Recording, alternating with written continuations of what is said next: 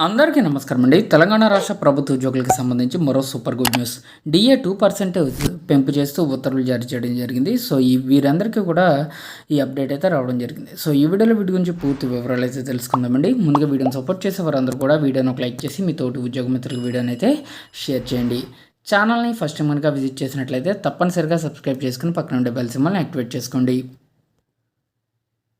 తెలంగాణ రాష్ట్రానికి సంబంధించి విద్యుత్ ఉద్యోగులకు డిఏ ప్రకటన.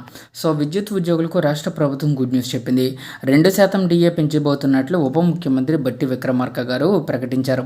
ఈ నిర్ణయంతో 71,417 మంది ఉద్యోగులు, పెన్షనర్లకు ప్రయోజనం అయితే చేకూరబోతుంది. సో, పెంచిన డిఏ అనేది ఈ ఏడాది జనవరి నుంచి ఉద్యోగులకు వర్తించనుంది.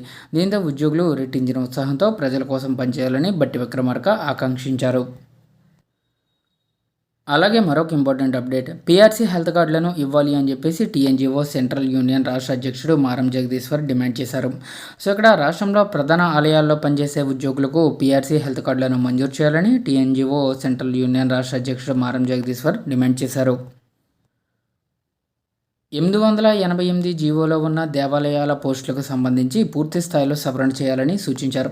జీవో 261 సవరణ చేయడంతో పాటుగా విరమణకు దగ్గరలో ఉన్న అనారోగ్యంతో బాధపడుతున్న చిన్న కేడర్ ఉద్యోగులను మాతృ సంస్థలకు బదిలీ చేయాలని డిమాండ్ చేశారు. సో, ఈ కార్యక్రమంలో భాగంగా పీఆర్సీ అలాగే పెండింగ్లో ఉన్నటువంటి ఇతర అంశాలను కూడా క్లియర్ చేయాలని చెప్పేసి ఉద్యోగులకి వారి యొక్క బెనిఫిట్స్ అందజేయాలని చెప్పేసి అడుగుతున్నారు. సో, ఇదండి వాళ్ళ తెలంగాణ ఎంప్లాయీస్కి సంబంధించి వచ్చిన updates. For more updates subscribe to our channel. Thank you.